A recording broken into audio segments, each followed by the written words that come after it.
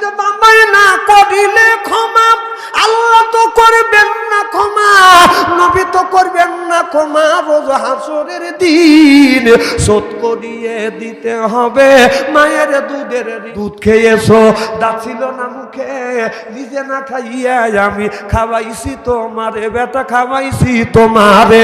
উঠতে পিছতে মায়ে তোমায় করলো তোমায় বড়, বড় হয় তুমি যদি ওই মায়ের সারো রে ভাই, ওই বাবারে সারো।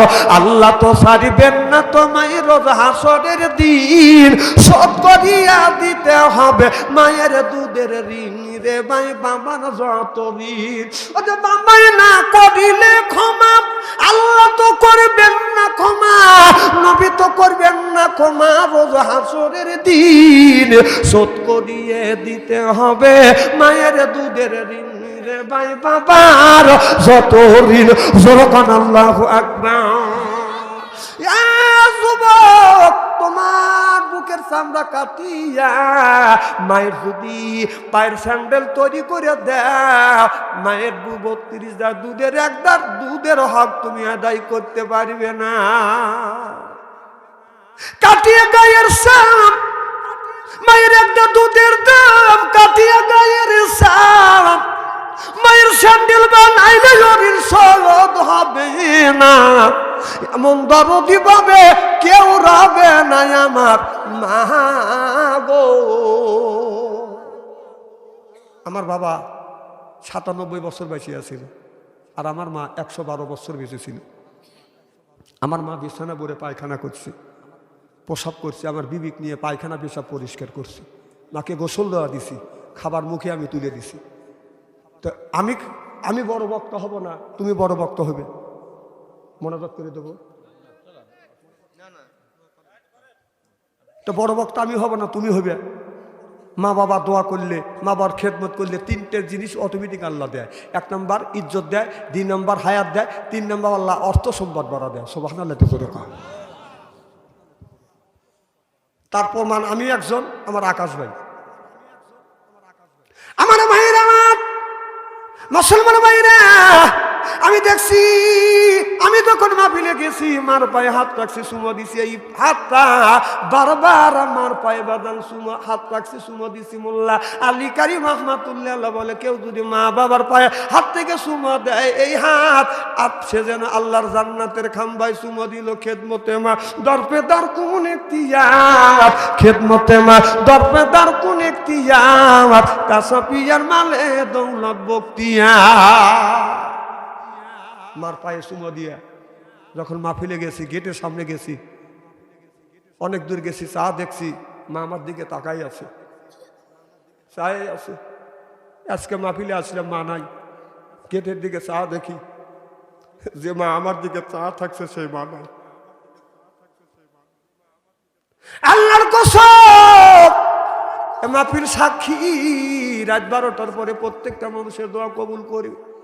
আমি দেখছি রাত 2টা 3টে বাদান বাসায় গেছি, ঘরের মধ্যে যাওয়ার আগে বাদান উঠোন দিয়ে ঘুরছি। রাত ঘরের মধ্যে বাহিরে বাদান ঝা ঝা করছে, কোনো শব্দ নাই, শুধু পোকামাকু যা ঝা ঝা ঝা করতেছে, শব্দ নাই।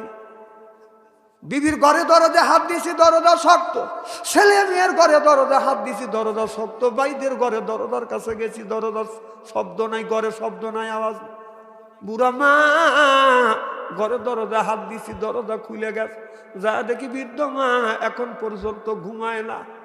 কি গো মা, বাড়ির সব মানুষ ঘুমাচ্ছে, তুমি কেন ঘুমাও না? মা বলো, বেটা রে, বাড়ির সব মানুষ ঘুমাতে পারে, আমি মা ঘুমাচ্ছে না। বেটা, যতক্ষণ পর্যন্ত তুমি বাসায় না, আমি তোমার মা আমার চোখে ঘুমাচ্ছে না।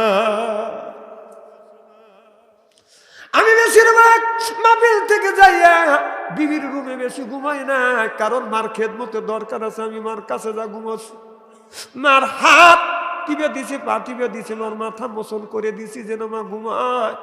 মাকে বলি, মা তুমি কেন ঘুমাও না? মা বলে, বেটা রে, বুড়ো বয়সে আমার চোখে ঘুম নাই, চোখের ঘুম আল্লাহ উঠা নিছে। আমার মা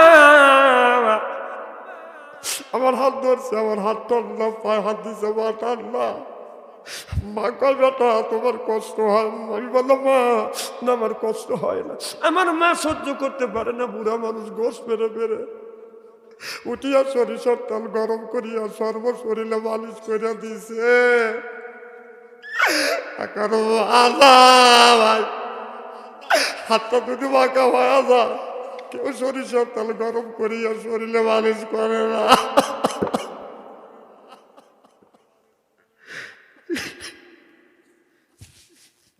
যিনি মালিশ করে দিতেন তিনি মা, ওই মাটা চলে গেছে, আর কেউ আর কোনোদিন সরিষার তেল গরম করিয়া শরীরে মালিশ করে না।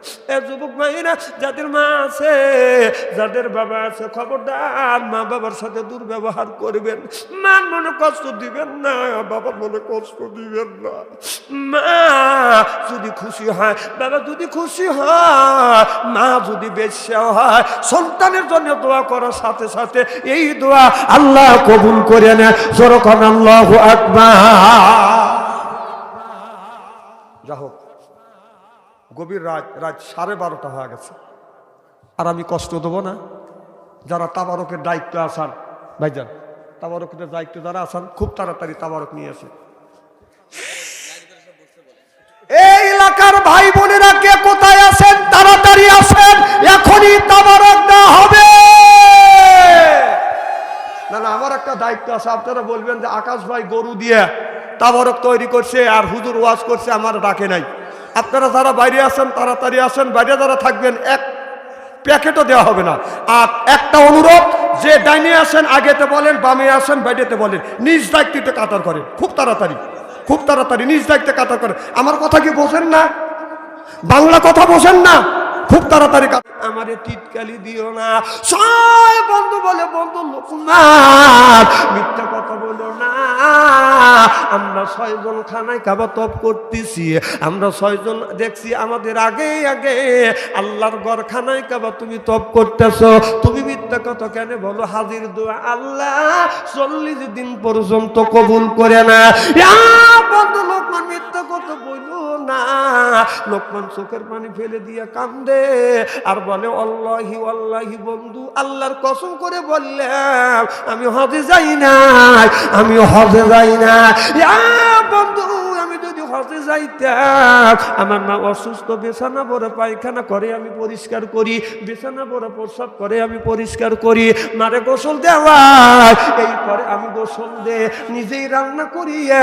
আমার বুড়া মা হাত দিয়ে খাবার খাইতে পারে না, আমি খাবার গুলো লোকমা বানাই আমার মুখে তুলে দে।